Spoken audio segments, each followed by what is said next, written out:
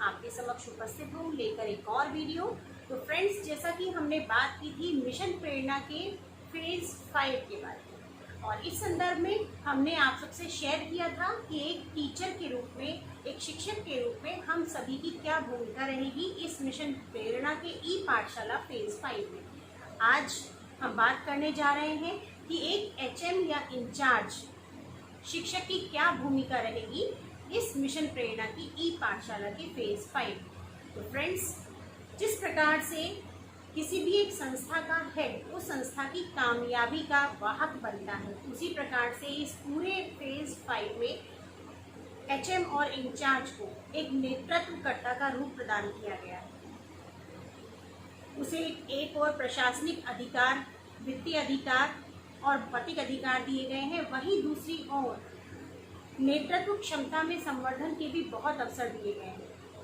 जहां एक और कैपेसिटी बिल्डिंग की बात की गई है, वहीं दूसरी ओर स्टेक होल्डर और हैंड होल्डर के तौर पर उसको सामने लाया गया है। तो एक अगर हम इस शासनादेश की बात करें तो एक और ऑपरेशन कायाकल्प के माध्यम से विद्यालय की भौतिक साज सज्जा से संबंधित समस्त पैरामीटर को पूरा करना एचएम और इंचार्ज का दायित्व। वहीं दूसरी ओर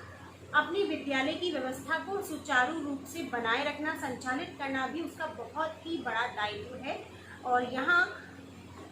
शिक्षकों के मध्य कक्षा का विभाजन करना, उनकी योग्यता एवं रुचि के आधार पर उनके दायित्वों को तय करना, साथ ही साथ उन्हें प्रेरित करना कि वो अपने आपस में सामंजस्य स्थापित कर बच्चों के लिए एक हितैषी के रूप में कार्य करें। इन सब चीज़ों के साथ साथ जैसे हम बार बार बात कर रहे हैं नेतृत्वकर्ता की, तो एसएलडीपी कार्यक्रम के माध्यम से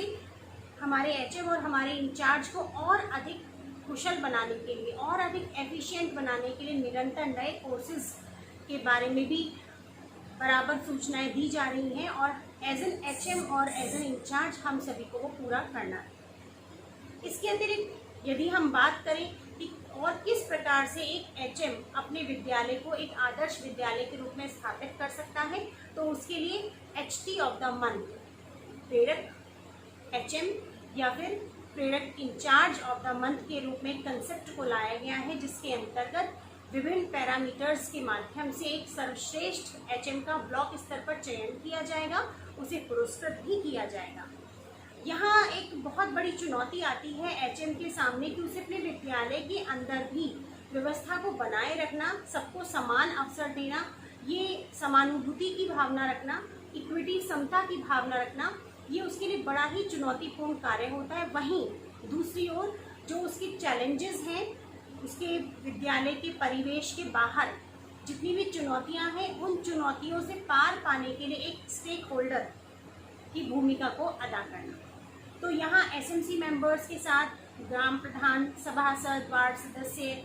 अथवा कोई एनजीओ या स्वयंसेवी संस्था के साथ साथ कोई ऐसा प्रेरक व्यक्तित्व जो रुचि रखता हो विद्यालय के लिए कार्य करने की, उन सबको एक कड़ी के रूप में जोड़ना, ये एक कुशल नेतृत्वकर्ता की श्रेणी में आता है।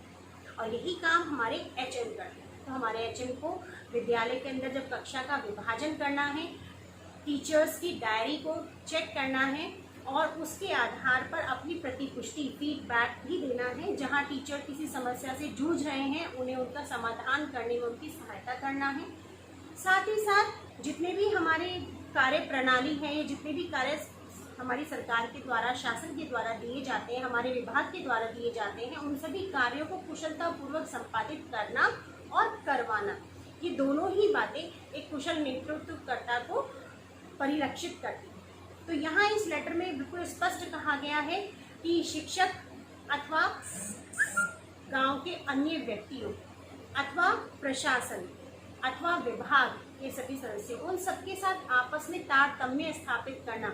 ये एक बहुत ही बड़ी चुनौती है जिसका एचएम को सामना करना पड़ता है। तो यहाँ विभिन्न पाठ्यक्रमों के माध्यम से, विभिन्न प्रशिक्षणों के माध्यम से ये कुशलता और अधिक विकसित करने का प्रयास किया जा रहा है। सही, इनके साथ साथ ये बात की व्यवस्था की। अब इस व्यवस्था के साथ साथ जो मुख्य उद्देश्य है शिक्षण कार्य, उस शिक्षण कार्य को सुचारू रूप से चलना और चलवाना, ये दोनों ही दायित्व एचएम और इंचार्ज टीचर्स के हैं। इसके लिए उन्हें स्वयं भी बहुत अवेयर होना पड़ेगा और जो समृद्ध मॉड्यूल है या आधारशिला क्रियान्वयन संदर्शिका है उसका स्वयं भी अध्ययन करना होगा और उसी के आधार पर अपने विद्यालय में शिक्षण की व्यवस्था को सुचारू रूप से बनाए रखना होगा। एक एचएम अपनी कार्य योजना अवश्य बनाएंगे। ये कार्य योजना उनकी 2 स्तर पर होगी। एक स्तर उनके विद्यालय के अंदर आने वाली चुनौतियों को ध्यान में रखते हुए और एक स्तर उनके विद्यालय के बाहर की चुनौतियों को संज्ञानित करते हुए। तो इस प्रकार से जब कार्य योजना बनाई जाएगी तो उसमें मेरी चुनौती, मेरे व्यवधान अथवा मेरे विभिन्न प्रकार की बाधाएं जो मुझे कुछ अच्छा करने से रोकती हैं, मुझे उन सब समस्याओं को केंद्र में रखकर उनके समाधान के बारे में सोचना होगा। वहीं दूसरी ओर मेरे शिक्षक या मेरे सहयोगी किस कार्य को लेकर अति संवेदनशील नहीं है और उसका कारण क्या है, कहीं उनमें आपस में कहीं परस्पर वैमनस्य अथवा कलह तो नहीं है, तो एक टीम के अंदर सामूहिकता की भावना को विकसित करना भी एचएम के लिए बहुत ही दुष्कर कार्य हो जाता है। और ऐसी बात नहीं है, बहुत सारे एचएम इस प्रकार से इतने कुशल नियोजनकर्ता होते हैं, उनकी प्लानिंग इतनी ज़बरदस्त होती है कि वो उनका प्रबंधन, उनका मैनेजमेंट इतना परफेक्ट होता है कि वो किसी भी प्रोग्राम को जब लॉन्च करते हैं तो उसका एग्जीक्यूशन और उसका कंप्लीशन और उसका इम्प्लीमेंटेशन, ये तीनों चीज़ें वो बहुत अच्छे से ढाल लेते हैं। तो कहने का तात्पर्य ये है कि इस वर्तमान जियो में हमारे एचएम को, इंचार्ज को एक इम्पॉर्टेंट रोल दिया गया है कि how to they communicate with the teachers as well as the parents as well as the community members and as well as the members of our department. तो यहाँ ये उसका वाक्पटु होना बहुत ज़रूरी है, चीज़ों को समझना बहुत ज़रूरी है और किस परिस्थिति में किस प्रकार के वक्तव्य के माध्यम से उन स्थितियों को संभाला जा सकता है, इसका विवेक होना भी बहुत आवश्यक है। तो इसके लिए ज़रूरी है कि we must always be focused on skill development, कि निरंतर हम अपने कौशल का विकास करते रहें, क्योंकि जब हम अपने कौशल का विकास करेंगे तो डेफिनेट है कि हमारा एटीट्यूड विकसित होगा, हमारे अंदर दृष्टिकोण विकसित होगा और जब दृष्टिकोण विकसित होगा then we will have an enhancive vision. तो हमारा जो विजन है, जो अंतर्दृष्टि है, वो बहुत विकसित होगी, हम चीज़ों को एक नए नज़रिए से देखेंगे। तो कुल मिलाकर कहने की बात है कि we have to be focused on skill development and the second thing is that कि एक एचएम के अंदर इतनी एफिशिएंसी होनी चाहिए कि अगर वो किसी टारगेट को ले रहा है then he must be focused on the limitation of the time. It means we can say कि the goals should be SMART, S for specific, M for measurable, A for accurate, R for reliable and T for time bound. कि सबसे महती चीज़ जो है कि हमें समयबद्धता का बहुत ध्यान रखना होगा। तो एक एचएम के रूप में जहां हमें स्वयं अनुशासित होना है, वहीं हमें अपनी टीम के प्रत्येक मेंबर को, चाहे वो स्टूडेंट हो, चाहे वो टीचर्स हो, चाहे वो एसएमसी मेंबर्स हो और कोई और व्यक्ति, हमें सभी को एक निश्चित दायरे में बांध कर रखना है और अपनी कार्य योजना के माध्यम से सबके दायित्वों को स्पष्ट करना है और उन दायित्वों का निर्वहन करने में एक हैंड होल्डिंग की भूमिका निभानी है और उस भूमिका को निभाने के पश्चात समय समय पर स्वयं का असेसमेंट, टीचर्स का असेसमेंट और बच्चों का असेसमेंट भी करना है। क्योंकि जब तक हम आकलन नहीं करेंगे, हम अपने वर्तमान स्तर को नहीं जांचेंगे, तब तक हम भविष्य के लिए योजना का निर्माण नहीं कर सकते। तो हमारी जो फ्यूचर की प्लानिंग है, it depends upon the action plan of today also. So get ready for make the action plan as an HT, or as an HT we have to keep remember that we have to make our own action plan regarding all the challenges that we are facing in the school campus or and just a very outer side of the school premises also, कि विद्यालय के अंदर और विद्यालय के बाहर आने वाली समस्त चुनौतियों को हम संज्ञानित करें, उनको चिन्हित करें, उसके बाद उनका डॉक्यूमेंटेशन करें, फिर उनके सॉल्यूशन को लेकर कार्य करें और जब हम सॉल्यूशन कर लें तो उसके बाद हम फिर एक नए गोल के साथ सामने आए। तो एक